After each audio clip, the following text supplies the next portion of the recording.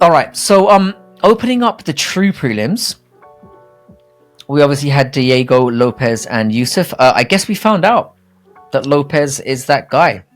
He is. Fucked Yusuf up in the first round, laid him out, and looked incredible doing it. I got this pick wrong. We all did. Yeah, we did. Yeah, I thought Lopez would play on the feet and get outclassed a little, but the guy's unreal. He's unreal. Now, Lopez is probably going to take SODIQ's 13th rank. Probably by the time we've already aired this, I think that will be confirmed.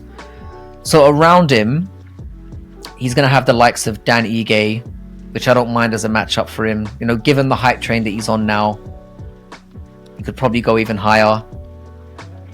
Bryce Mitchell is ranked 10th, and he's not booked yet. I think he'd chin Bryce out. And, you know, if Bryce does take him down, that's in Lopez's domain. So I like that as a matchup. So, yeah, what would you do with these two?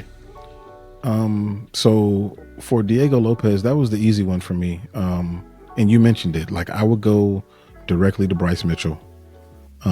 Bryce is somebody who, first of all, he's the first person that got his own signature shorts in this new era. So, you know, obviously the UFC likes him, and he'd be a good person to get a name off of. And Diego can go in there and he can play whatever game Bryce wants to play. I think that would be an amazing fight. That could be a fight night headliner, to be honest. I wouldn't say no. And then for SODIQ is a tougher situation. I don't think he should be fighting anybody in the rankings at this point. And I believe, Joe Anderson Brito is fighting Jack Shore at 301. So I think the SODIQ should fight the winner of that one. And that's a tough one because Joe Anderson Brito is no joke. And neither is Jack Shore. Yeah, that could go either way. And Jack Shore's no joke either. Yeah. Got good grappling. Yeah. It's interesting. I think that would be a really good fight. And maybe they don't want to fight somebody that's outside the rankings, but beating SODIQ is something that, you know, will still boost your stock whether he's in the rankings or not. So I actually thought about maybe the Cub Swanson, Andre Fili winner, but I feel like if Cub wins that fight, he's not a person that fights that frequently, and it would make SODIQ wait. So I had to go to. And SODIQ has already beaten Fili as well, I think. Yeah, I think he may have. So yeah. Joe Anderson Brito, I think that dude is really, really good. And I think that he's going to find his way to the rankings one way or the other. So they're going to have to see each other eventually. Might as well get it out the way. Yeah. Yeah, for Lopez, I was thinking, again, Bryce was the one that stood out to me. Another name that I wanted to throw in the ring as well was Calvin Kattar. I thought about that too. For Diego Lopez. I was like, man. Because again, damn, Calvin is just getting the raw end of the stick when it comes to the damn grappling. That's the thing, yeah. Because you know, he didn't look good against Sterling. And again, if you're Diego Lopez, like, this is a highly ranked guy that's winnable. You know, I don't think Lopez wants to gallop too quickly. He's only 28. I think if he beats, because Kattar did not look good yesterday. He really didn't. I thought he looked, or day before yesterday, he looked it was yesterday for me. Yeah, he looked inactive in there, horrible. I think that's winnable for him, and it's another name you can make yourself off. It's a reasonable step up. And they both fought on the same night, so you know the timelines are due to be fairly similar, I guess. As for SODIQ, 2 losses in a row now, and now one of them's against an unranked guy. I know it's Lopez, but he was unranked, so you can't give him a ranked person.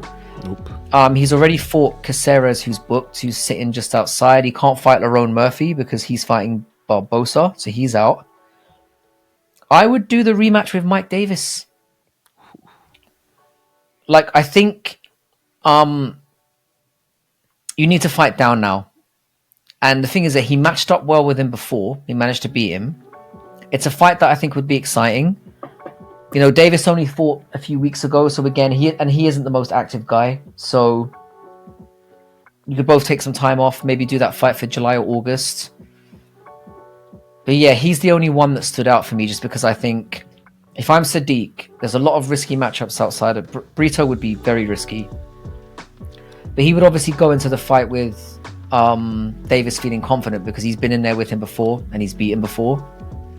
And he needs a reset. He needs somebody outside the rankings that he has a decent... I mean, I think Davis would beat him, but like, it's, again, I can understand why SODIQ would take it. Mm-hmm. And Davis is somebody who's definitely going to be on the rise because I'm expecting big things to that guy if he can stay active. I think he's a sensational fighter.